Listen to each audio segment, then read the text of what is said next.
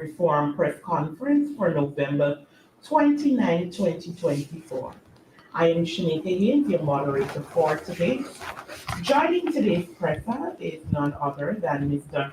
Ganesh Michael, Member of Parliament, Shadow Minister of Local Government and Regional Development, and Mr. Elson Lowe, Treasurer of the People's National Congress Reform and Economy. Today's press statement will be read in two parts, and we will begin with that reading from our Member of Parliament, Mr. Ganesh Michael. Thank you very much, Shanika, and good morning to members of the media and to our wider audience. Verification of voters using only their photo taken 16 years ago is open to error and fraud. The Guyana Elections Commission's chairperson's press conference last Friday failed to raise public confidence in her competence and impartiality.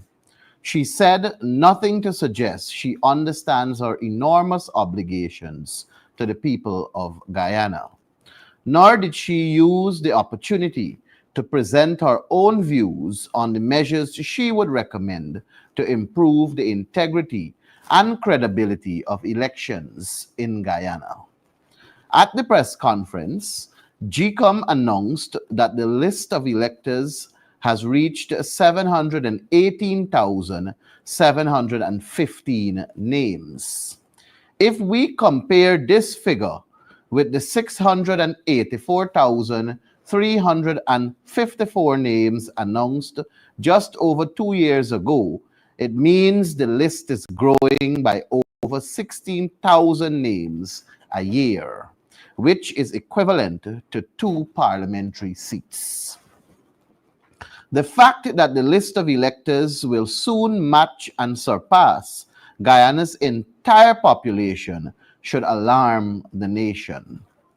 This situation has been caused by the inclusion of over 200,000 deceased local and overseas citizens and those who no longer live here. As we have repeatedly stated, this bloated monstrosity of a list provides sufficient grounds to question whether GECOM can deliver an election that accurately reflects the democratic will of the Guyanese people and gains their confidence and acceptance. It is necessary, therefore, for GECOM, in line with modern election management practices, to make the best possible effort to prevent multiple voting, voter impersonation, and other frauds. As is known, the current system is based on manual facial recognition using the photos on our ID cards and the folios, the photo albums, at polling stations. Without doubt, these photos are inadequate in 3 critical regards.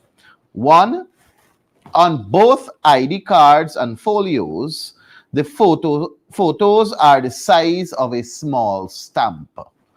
2, they are mostly blurred and otherwise unclear.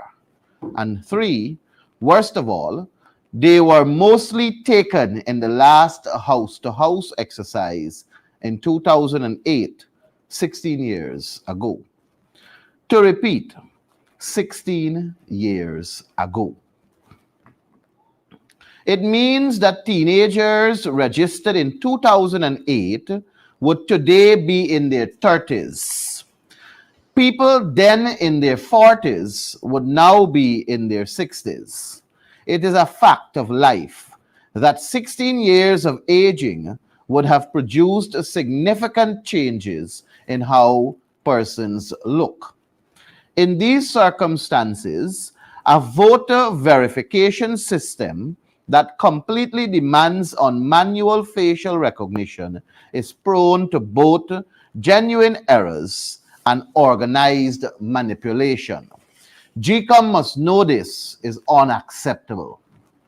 Some may suggest that verifying the identity of persons using the existing old photos could be performed digitally using facial recognition technology. But for such technology to be effective, the photos would have to be of a required quality in terms of, for example, their sharpness, brightness, and contrast. In the 2008 house to house exercise, such factors were not taken into account. Let us add that biometrics technology has so advanced that when photos or fingerprints are collected, they can be immediately checked for quality and retaken if necessary. For GCOM to argue, therefore, in its August 2024 press release, that the accurate identification of the voter is one of its main safeguards against multiple voting and other forms of skullduggery, is to ignore the fact that its system is totally manual and is based on photos that are small, unclear, and are mostly 16 years old. We reiterate our call for a clean voters list and electronic verification of voters using fingerprint biometrics technology. Thank you. Thank you. Mr. Elsinlo. PPP cash grant stumbles toward chaos. Guyanese are expressing frustration at the snail's pace at which the quote-unquote instantaneous 100,000 cash grant registration and distribution process is moving.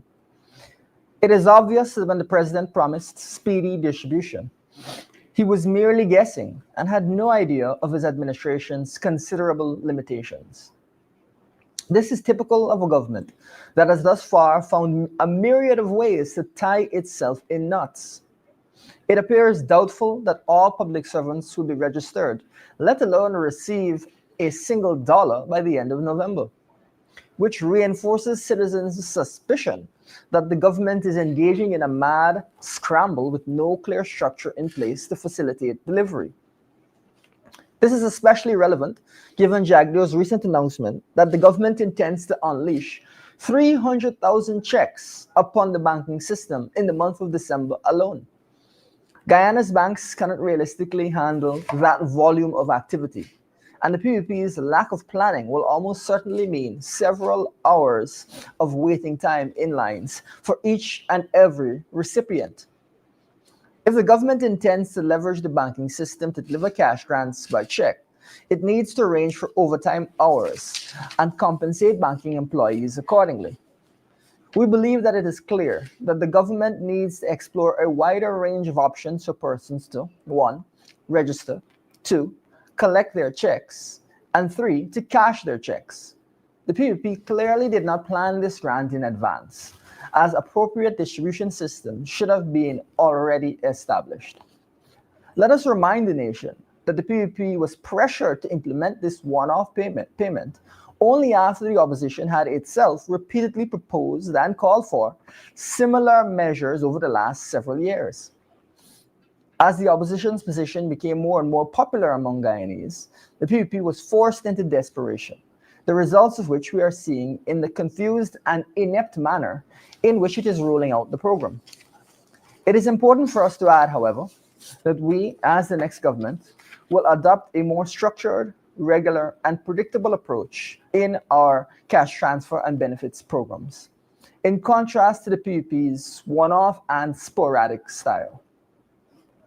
Going forward, we suggest that the government gives priority to low-income regions, neighborhoods, and citizens. If desperately poor families are kept waiting until the middle of next year, it will cause needless suffering. The COVID-19 cash grant is still fresh in the minds of Guyanese because not only did large numbers not receive their due, many of the lowest income neighborhoods were addressed late and last. If the government needs a metric to help guide its focus, it can look at relative property values across Guyana's neighborhoods to ascertain differences in average income and wealth. Further, It is clear that because the PPP has focused more on their friends, favorites, and families, many ordinary Guyanese are desperate for the limited relief this one-off grant will bring. We as a government can and will do better in the form of structured, predictable grants and better economic management. Cost of living relief is doubly urgent given recent international discourse on a critical phenomenon that has driven the cost of living crisis worldwide, affecting lower income individuals disproportionately. Cheapflation, or the tendency of less premium goods to increase in price at a faster rate than premium ones, has meant that what many low-income people consume has become disproportionately more expensive. This has meant lower-income families have been especially hurt by inflation. In Guyana, this explains why the Bank of Guyana has indicated some goods like food, have expanded at a 7% or higher rate per annum, while others have not, and we think those figures are on the low side. Our small farmers can seldom afford to cushion the increased costs of fertilizer or transportation, and thus have been forced to pass them on to consumers.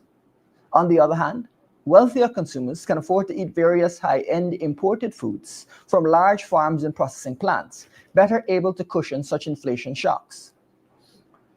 As a result, we believe the government must refocus on ensuring lower-income Guyanese benefit earlier in this distribution process.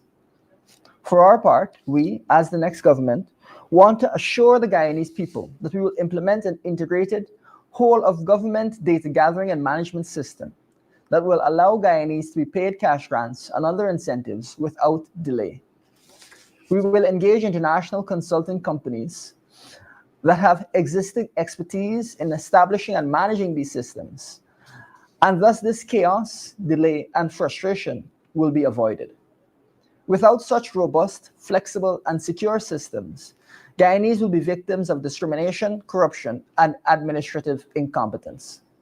It is our belief that tangible measures to streamline service delivery, in this case cash grants, must be implemented in order to enable the effective function of government. Guyanese deserve nothing less. Thank you. At this time, I'll open the floor for questions on the first statement.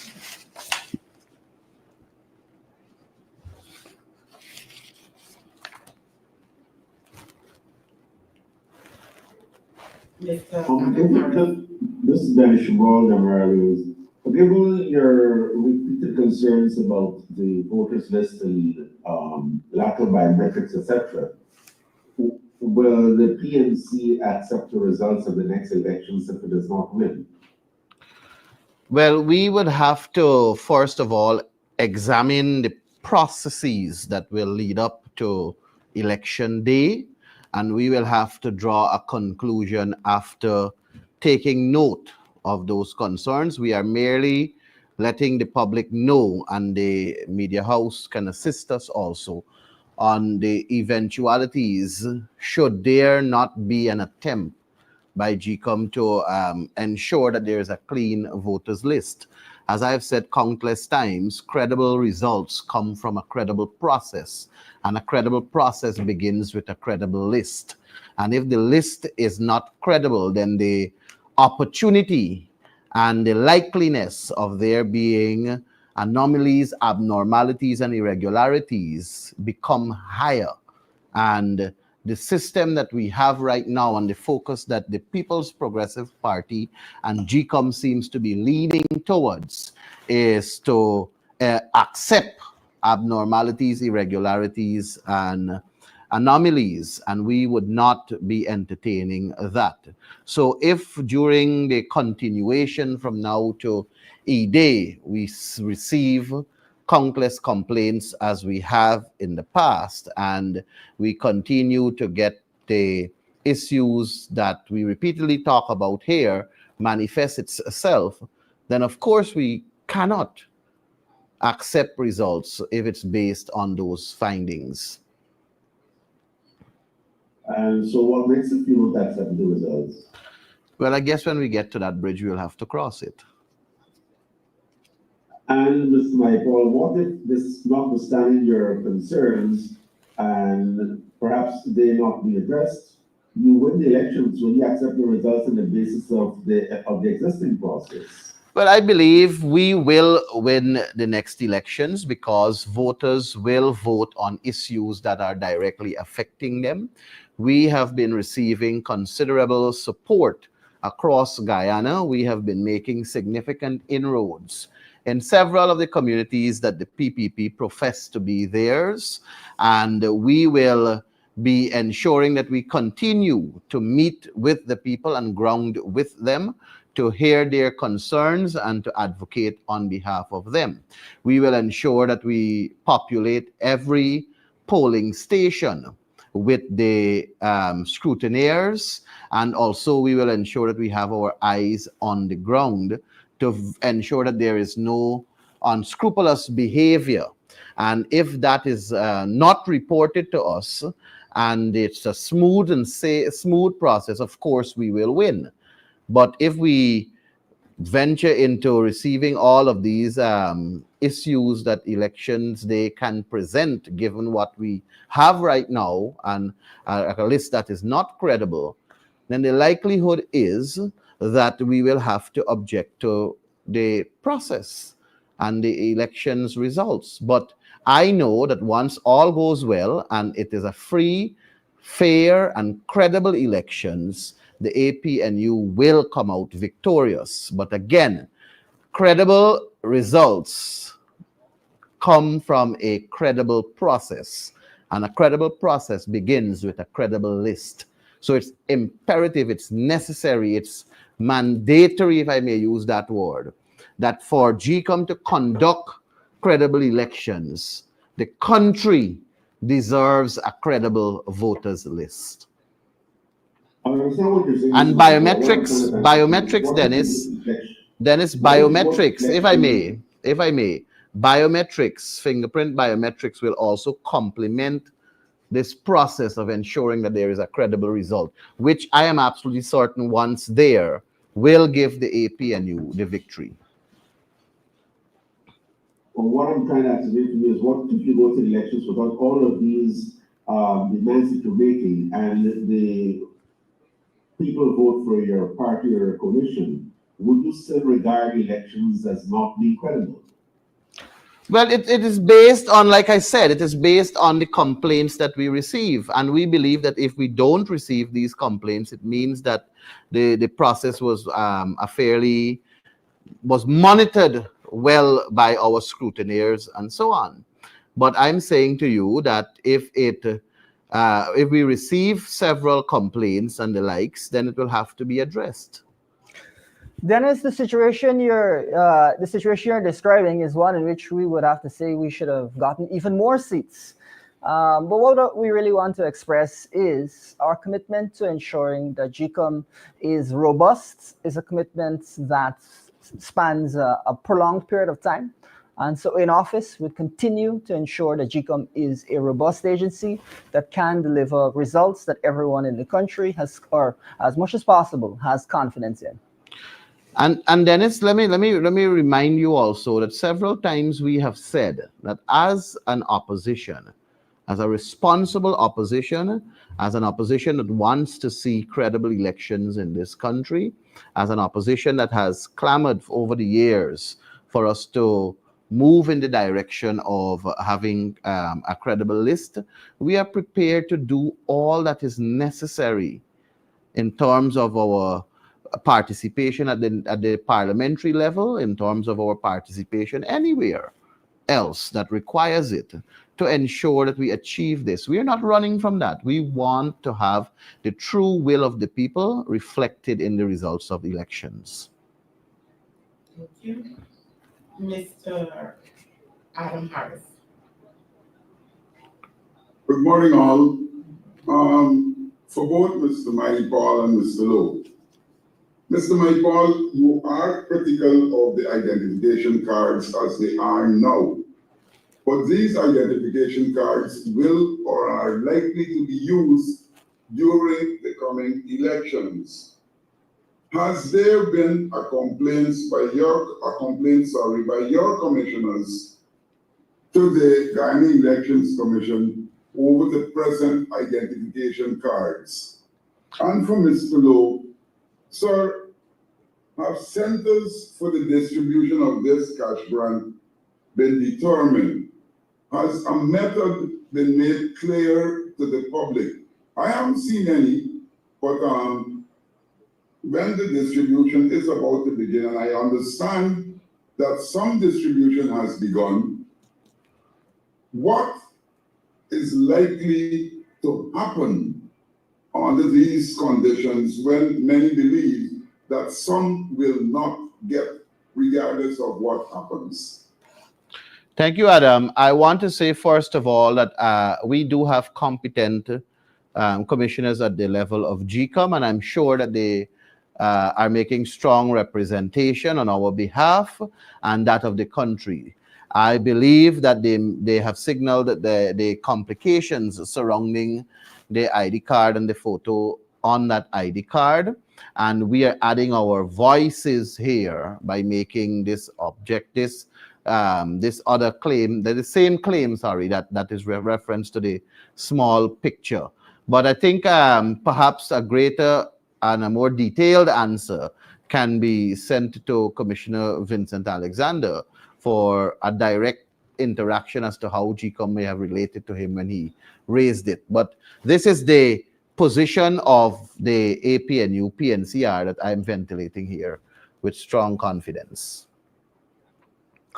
Yes, Adam, thank you very much for your question. I think the nation was stunned when it heard Vice President Jagdeo say that there'd be 300,000 checks put out. So that's going to be probably the primary or one of the primary mechanisms for distribution.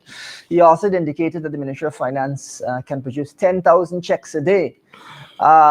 Really, that represents, on the one hand, an effort by the government that is last minute, and on the other hand, I think something that they have not planned out or thought through at all. What we anticipate is that this is going to create great difficulty for people in terms of actually accessing their monies now. So I'm sure that some of those checks will be mailed, some may be received in offices and so on. But nonetheless, you're looking at 10,000 a day that he had indicated will be distributed or issued. What I would say is, in terms of people not receiving their due, of course, we believe that if communities have been targeted in terms of discrimination and not having access to their cash grants, they should raise that to us, and we will raise it on the national level to help to ensure that those communities are not discriminated against. But it is, I think, a real concern given how the COVID-19 cash grant progressed, and that many people are still holding pink slips to this day. That must not be the case this time around, so we have to work on that. In terms of distribution centers, I anticipate we'll see that in the new year, but the focus will be, for now at least, on these checks. And you know, one has to pay attention as to the constant changes since the announcement to where we are today. The president, as Elson alluded to in the press statement, went to the National Assembly and in full flamboyant style flapped his wings and said instantaneously. Clearly, the PPP has redefined that word. Jagdeo then came out on his usual show and said it will take 5 months. We're developing an app. So this app was being developed. Probably a cost was associated to developing this app. They had to, I don't know, probably get technical advice from people to develop this app. So everybody was anticipating, okay, this app is going to come out. We're going to go on our Android phone and we're going to download this app, or probably on our iPhone. We're going to have to download this app, and then we'll have to put in information into this app and submit. The Ministry of Finance will receive this information and process, and okay, good. Then the next press conference, the app suddenly disappear. We're hearing now that they're going to do a registration. And the first aspect of the registration, you're going to present your ID card, the number, present the number. In fact, I was written to as a member of parliament, as my colleagues would have also, and we were only required to present our national ID card. And others were then told, the ordinary citizens that are working hard in this country, they were told that people are going to come around and they're going to take your ID card and they're going to scan your barcode. And then you're going to have to be, your picture going to be taken out. So it was so flip-flap, so unstructured, that it is, and we are concluding here and now, that it is a breeding ground for corrupt practices. All of these monies will not be paid via checks. There are some cases where they will have to move towards paying cash. And that will even become more worrisome. So you have to look at that also. They're so like red ants right now. You know, you just dig up a red ant's nest and they're scattering all over the place. That's what the PPP is with this whole cash grant distribution. The Prime Minister was grilled in the National Assembly, and a particular question was, is there going to be administrative costs associated with the distribution? And you hear them saying no, but I'm finding that very difficult to comprehend. Another ministry is rolling it out, but the ministry will be utilizing staff. I don't know if they'll be utilizing the public servants alone, or they will have to go to other persons and have short-term employment with them. Are you going, obviously, if you're giving them additional responsibilities, it will come at an additional cost. If you're going to utilize them after their working hours, they will have to also be catered for in terms of meals and transportation to move from point A to point B. It's like, I don't know, probably when Irfan called out those public servants for the 5:30 meeting, I don't know if he compensated them, because by statutes and law, you work from 8 to 4:30, and we know that that's the working hours of public servants. So there are so many questions that are associated and they can't be answered. Only about 305,000 people was catered for in this supplementary spending that came before the National Assembly. So the most we can do as a parliamentary opposition right now is to say to the other 300,000 people, because I heard them saying 60 billion would have catered for, sorry about that, 60 billion would have catered for 600,000 adults or thereabout. So the most we can do for the 300,000 adults that may not be able to get their money as they were anticipating for this Christmas holiday is to tell them that we sympathize with you, but we can assure you that the APNU will have structures in place to guarantee the timely distribution of cash grants to the citizen in a structured way that is going to have also the factor of predictability. So you know when this time comes, you could guarantee APNU, the PNCR will deliver to you so you can benefit from it. Now the question is, Go ahead. I think Mr. Lowe said that checks are being prepared. 10,000 checks being prepared per day. The government has listed a number of conditions. These checks being prepared, are they prepared under the conditions being dictated to or mandated by the government for the collection of the cash grant? Well, you know, Adam, they should be. Otherwise, you'll have a lot of dead people drawing checks. You know, that to me is just another leg of this the massive levels of incompetence we're seeing here, because you know, they essentially need to register 300,000 people by the end of December in order to issue 300,000 checks. Now, how far they've gone in registration is unclear. Whether they'll get to that number is very much unclear. And so it is just a lot of talk and bluster by the government. Of course, they're saying that it will fall under these criteria that exist. But, you know, we'll have to see how this all shakes out. Really, you have to ask yourself this question. Did they intend to not be able to deliver this money in time for Christmas and to frustrate half of the Guyanese population? Did they intend to so overwhelm the Guyana banking system that, from all indications, there will be lines that will be multiple hours long, between 3 and 5 hours long, for months on end? Or is it just another example of a government that is extremely incompetent, even when it comes to things that they're trying to offer to Guyanese to get them on their side? I think it is clear to Guyanese the PPP just doesn't know what it is doing at all. And I think that Guyanese need to really reflect on whether that is the type of government that they want going forward.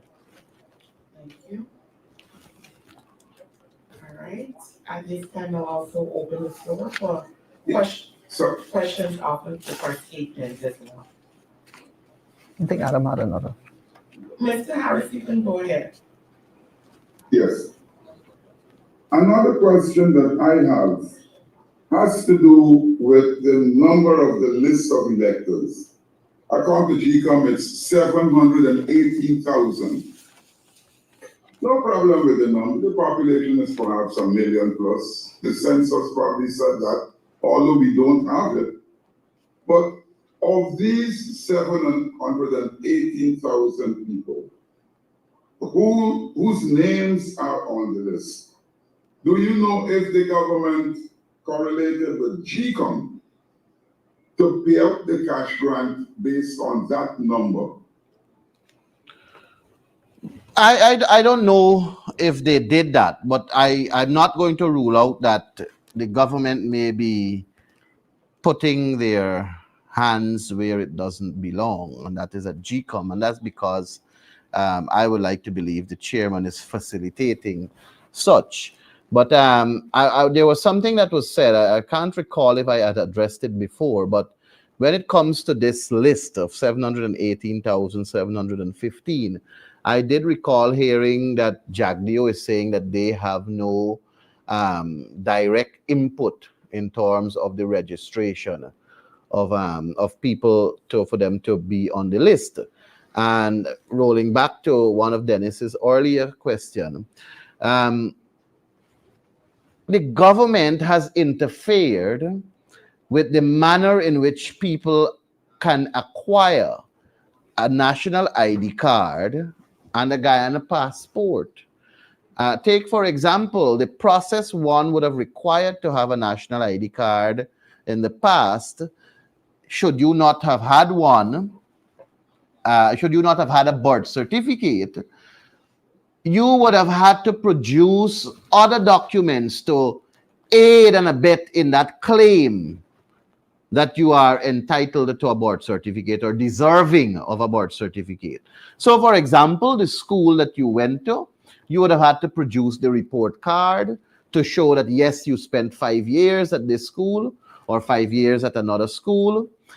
You would have had to produce your immunization card that would have shown which health center you were associated with to be vaccinated.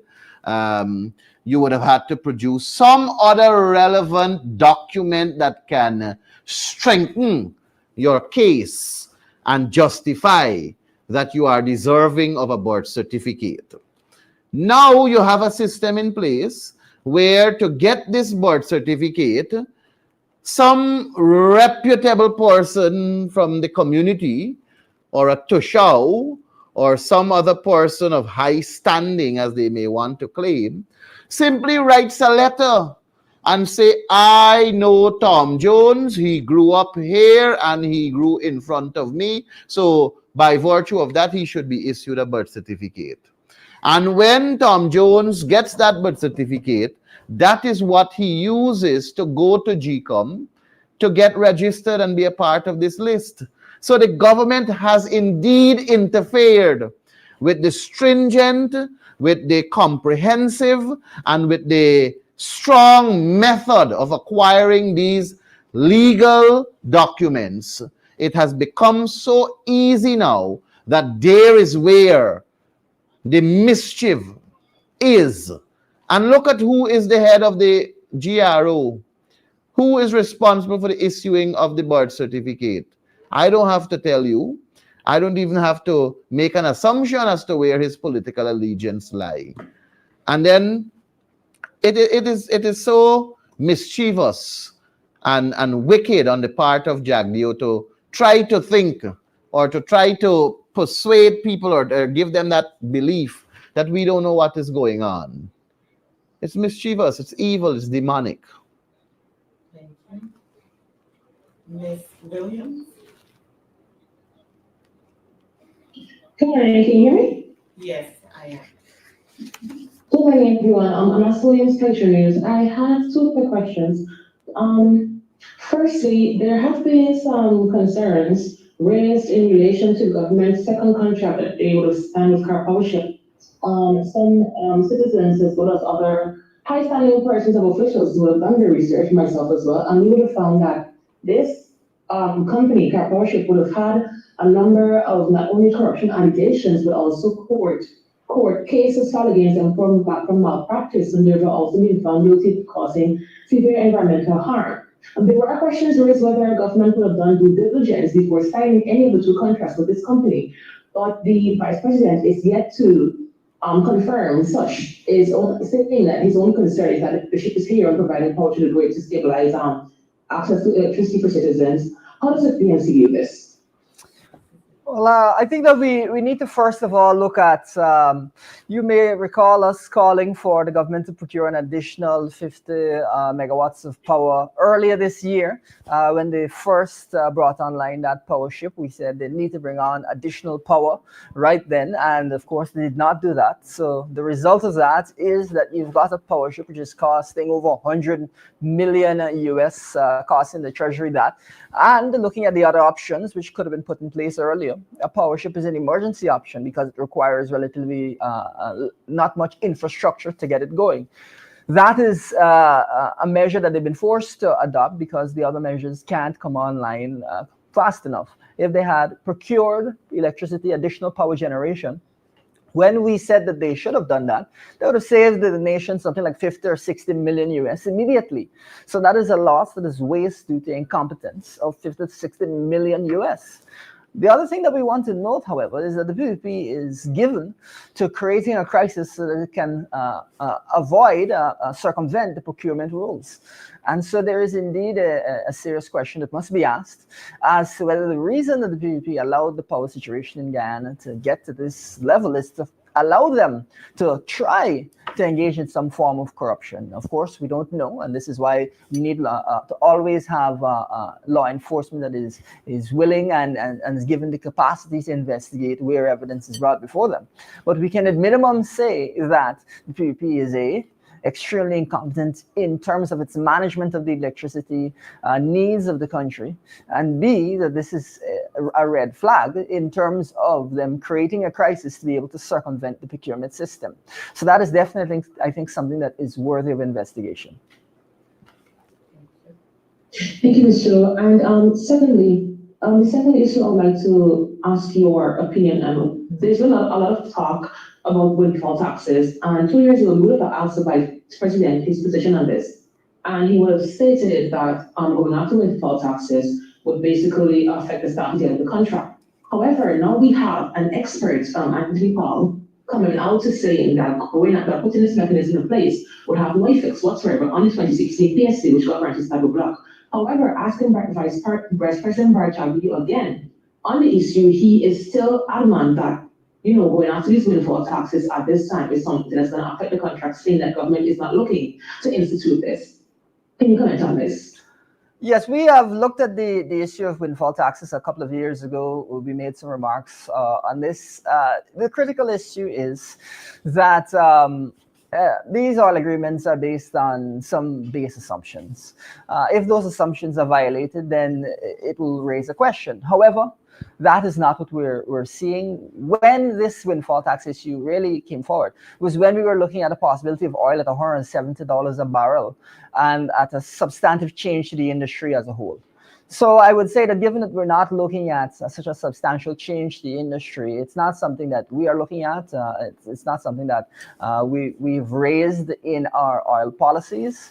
However, looking at our previous statements, is only in a very bizarre scenario that we would incorporate that into the model. But I would say that windfall taxes are a bit besides the point. We've already said we will engage the operator once in office, and we will have a discussion on how we can get better for the Guyanese people. The issue of windfall taxes, I would say, is an issue of that would come about due to unexpected and bizarre circumstances. Thank you. Thank you. Question, please. Go ahead, Mr. Harris. On social media, I noticed photographs of the opposition with members of the government. One was with Vice President Jagdeo and Annette Ferguson. Soon after, there was a post that the party disciplined Annette Ferguson. Can you verify this?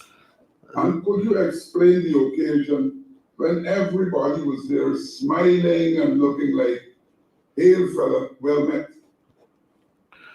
Let me say this to you, Adam, and to the viewing public. Annette Ferguson, I am not aware, as a central executive member of this party, of Annette Ferguson being disciplined by this party. I saw a mischievous post, I would consider it also, on this Live in Guyana page, and I passed it like if it's just being mischievous as usual. And that page was created for that purpose and has been doing that for the longest while. And maybe whoever is gullible, they will fall prey to it. But I have always said that our Guyanese people, we are very, very sensible, we are very, very knowledgeable, and we are able to decipher facts from fiction. And we know when someone is out to just be mischievous. And I don't know what is it that they gain from that page and what is it that they gain from doing it. But it makes no sense to me. But I don't know of Annette Ferguson being disciplined for anything. Secondly, with reference to the photograph that you spoke of, those pictures were taken at the Prime Minister Modi's visit to the National Assembly. You know, I made this point several times, and I'm going to make it again. We are all Guyanese, and this is how the PNC, I know, sees it, and that is why I am so comfortable being a member of the PNCR, because our party does not teach us to hate. Our party does not teach us to have any sort of anger and animosity with our fellow human race. Our party teaches us to be inclusive, and our party teaches us to extend the hand of friendship, to bring in as much as we can to make our party stronger, which is what we have been doing. We know that people from the People's Progressive Party would go into communities that we engage others and they would traumatize, they will use the police force and so on to brutalize and so on. We don't do that. Now, I don't have any human hatred for no one in this country. What I have is I have a disdain for the way the People's Progressive Party is handling the management of the country and its resources. What I have a disdain for is the operation in which I see so much corruption and no attempt to reduce it or in any attempt to completely eradicate it from the government side. What I have an issue with is the ideological practice and the ideological teachings of the People's Progressive Party. And we all have to, as people of Guyana, as Guyanese, we have to coexist, not in 83 square mile or 86,000 square mile. We have to do it in 83,000 square miles. And once we can appreciate that, and we can appreciate the fact that as parliamentarians, we will see each other regularly at sittings, at different events and functions and so on. And nothing can stop the fact of us seeing each other because the space is so small. And we all have to peacefully coexist in it. But we must continue to call out the corruption in the People's Progressive Party. We must continue to call out the incompetence in the People's Progressive Party. And we must continue to proffer measures that we intend as a government to do differently that can better society for the benefit of everyone. That is what we must continue to do. We as a party do not endorse and support personalized attacks, calling people names, attacking people's families and the likes. We don't subscribe to that. But we are a party of 80,000+ people, and the policy level or the leadership level of our party is one that embraces and continue to preach for democracy, for democratic practices, and for love, unity, and togetherness of the Guyanese people. So I hope I would have clarified that for you. By the way, did Annette get her money from Jagdeo? Well, I guess you'll have to ask Annette that. I can send you, I will say, if you don't have Annette's number, I'll have to send you it, but I really don't know. And there is one other issue. Remember a week or two ago, information came out that the mayor, I think 42 or 48%, memory fails me, of the allocation voted for capital works was spent up to at this point. I know for a fact that the government has undertaken to visit depressed communities like Sophia and all of that, and to award contracts to the residents to build these inner community roads, their concrete roads. And I know that these contracts didn't go to Empatab and all these other places. They were just given to select people to undertake works, and monies are being paid, and this is seen as an election bribe. Have you been able to investigate this operation in those communities? Sophia being one of the strongholds. All right, let me say to you that you have touched on a matter that I wanted to make some comments on, having listened to Jagdeo's press conference. And it was in reference to a question I think Dennis had asked him pertaining to the presence of opposition representation on the National Procurement and Tender Administration Board and the Regional Procurement and Tender Administration Boards. And he attempted to answer by, we pivoted as far as I'm concerned to talk about how many hospitals they are building, how many roads they are building, how many this they are doing, and how many of that they are doing. And then foolishly, he tries to draw a comparison, the APNU AFC period and this period when they're doing all of this. And I have noticed how selective the People's Progressive Party is when it comes to that 23 years that they spent in office.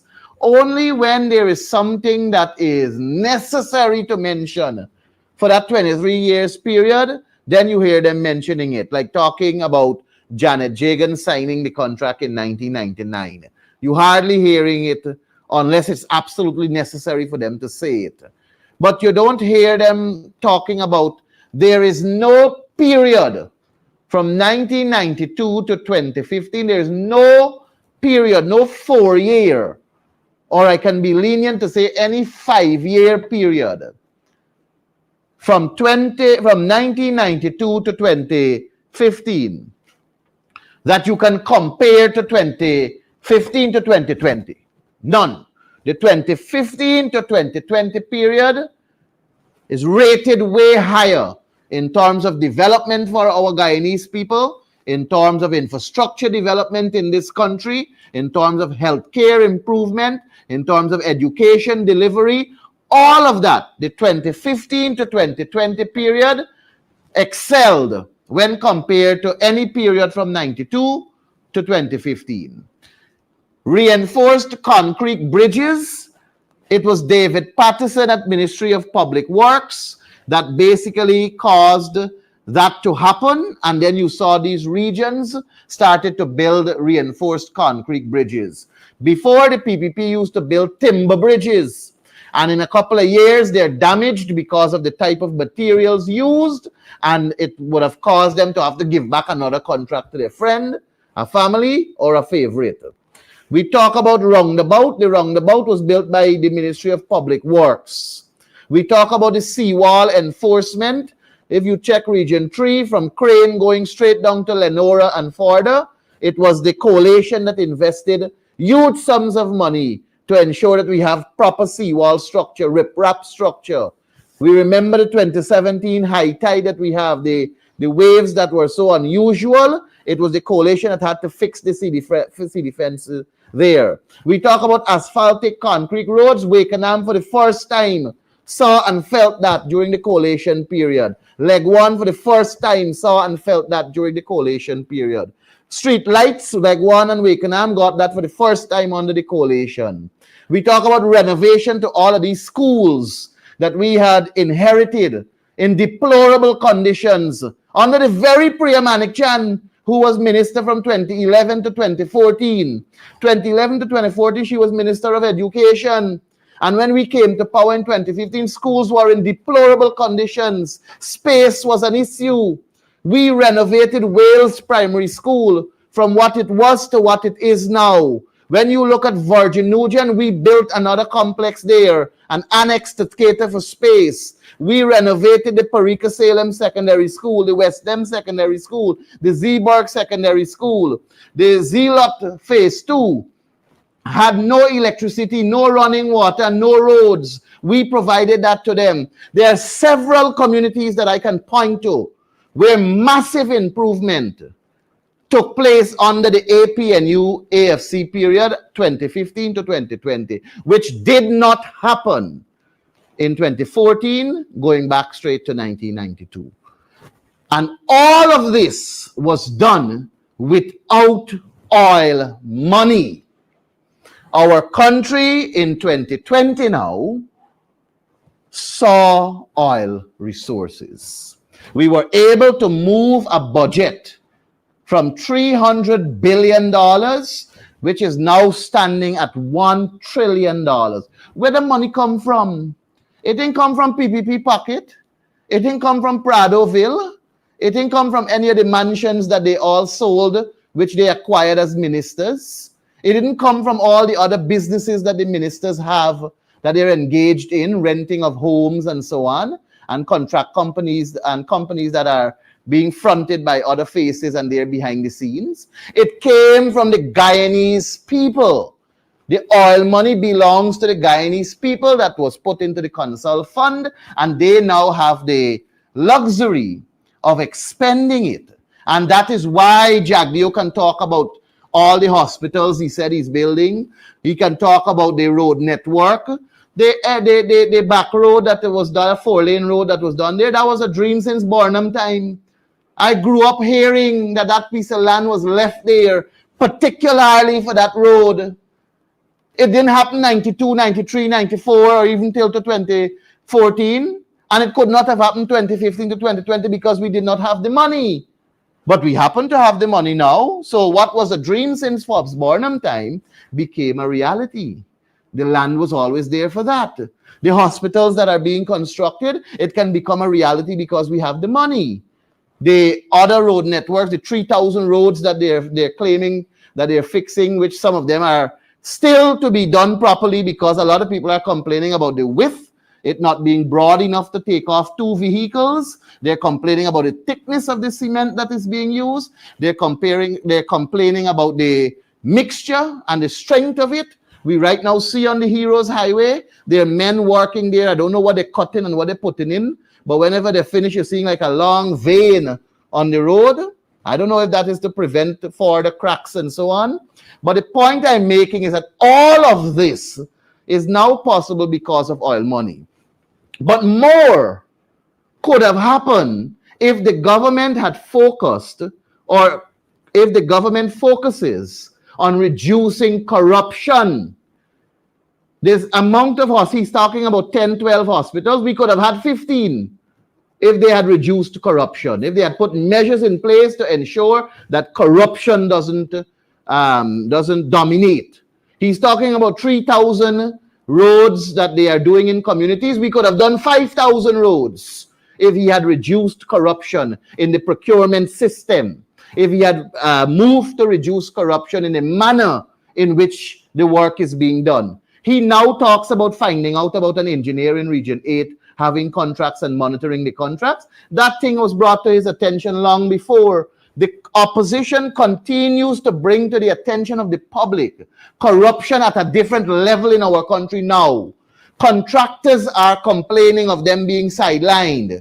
Contractors are talking about a system that is not working within the best interest of them in an equitable, equal manner in terms of treatment, advertising, and so on. We have spoken about electronic preparation of documents and so on for submission to the procurement department for them to NPTAB, because we want it to be transparent. The process must be transparent. Jagdeo don't like transparency. Our call for a seat at NPTAB and the regional tender boards is not one where we want to be disruptive, is not one where we want to dominate, and it will be foolish for us as an opposition to believe we can go on NPTAB and have a greater number than the government side. Of course, the government side has to have a greater number. They're in government. The opposition ought to be there to ensure, guarantee, and assure the nation that it's done in a transparent manner, it's done with accountability, and it's scrutinized properly. Jagdeo doesn't want that, because if we present ourselves there, if we have one representative on NPTAB or two representatives on NPTAB, we will see how they're thieving the money. We will see and expose the public thievery greater. But he doesn't want that. Under the coalition 2015 to 2020, the procurement laws of this country speak to how regional tender boards ought to be constituted. And it tells us that two of the members ought to come from the regional administration. What the coalition did, we were in government. We allowed the regional bodies to elect their two, to put them on these regional tender boards. And by virtue of that, because the PPP had the regional control of Region 1, there were two PPP members on that tender board and three coalition members. Region 2, there were two PPP members and three coalition members. Region 3, the same. Region 4, and go all the way around, it was the same. There was always opposition and government representation on the regional procurement and tender administration boards across this country. And I am saying that in order for us to have greater scrutiny, greater assurance to the people of Guyana, reduced corruption, improved in terms of competence, it requires transparency. And if you are honest and decent and transparent as you claim to be, Jagdeo and PPP, then you will not have a problem amending the Procurement Act of 2003 to cater for electronic procurement and to cater for inclusion in terms of participation of a representative, of a single representative on the NPTAB board and on the regional procurement and tender administration boards, along with the evaluation committee. But you don't want it because you want us to not have greater sight and to expose what I always term public thievery at its best under the People's Progressive Party.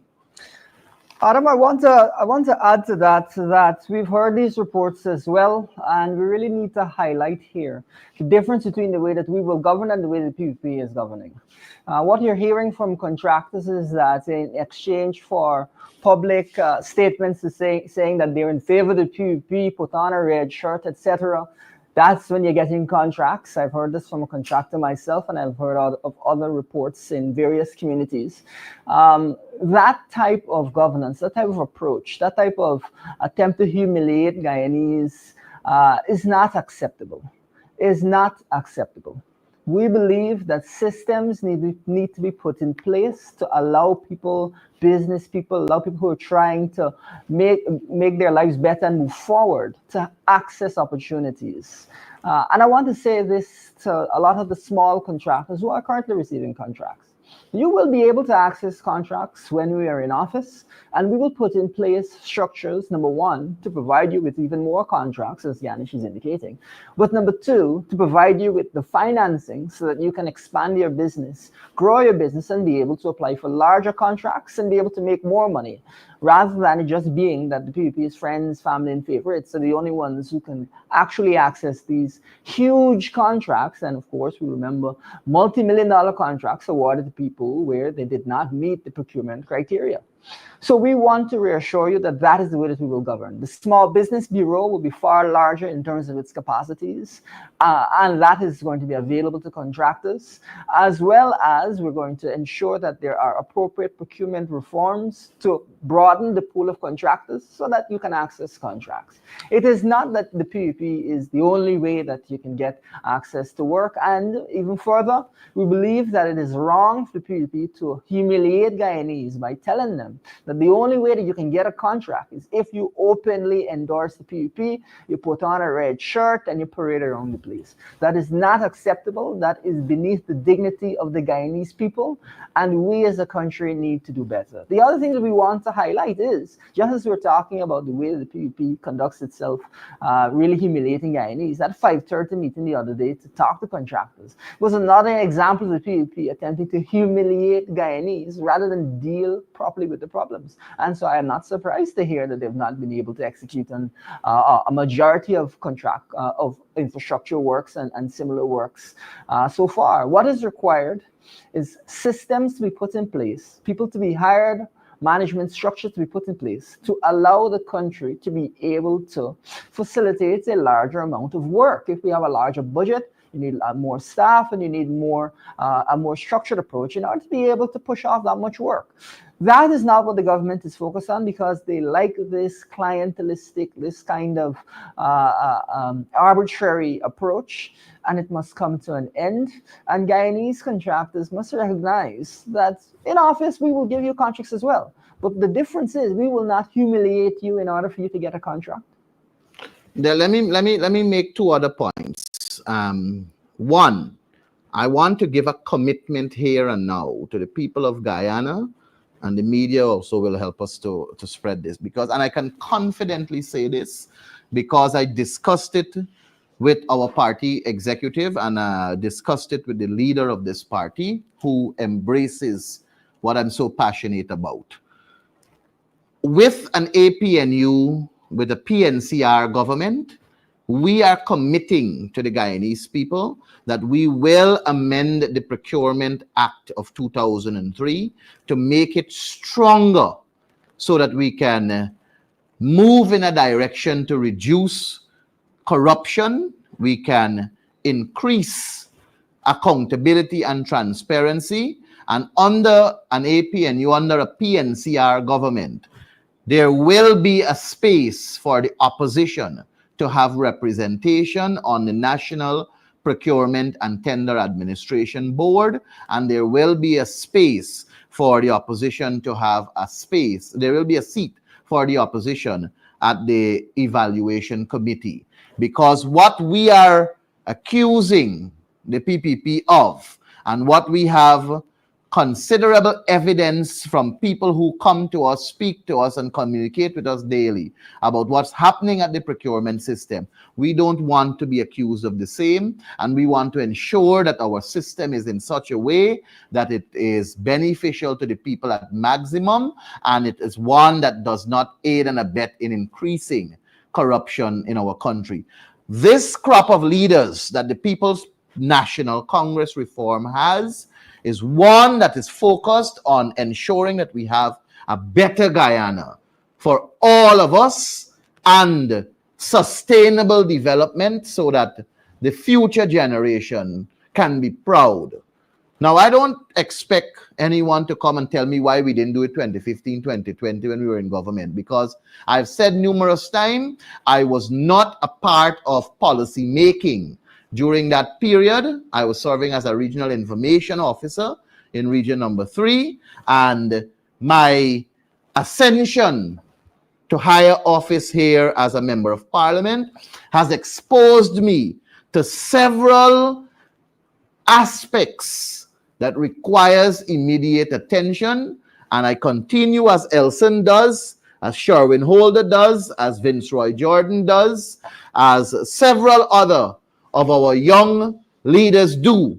They advocate, they defend, and they robustly speak on matters that are there affecting the Guyanese people, and they're committing to ensure that they fight tirelessly in terms of fixing the system. And we are led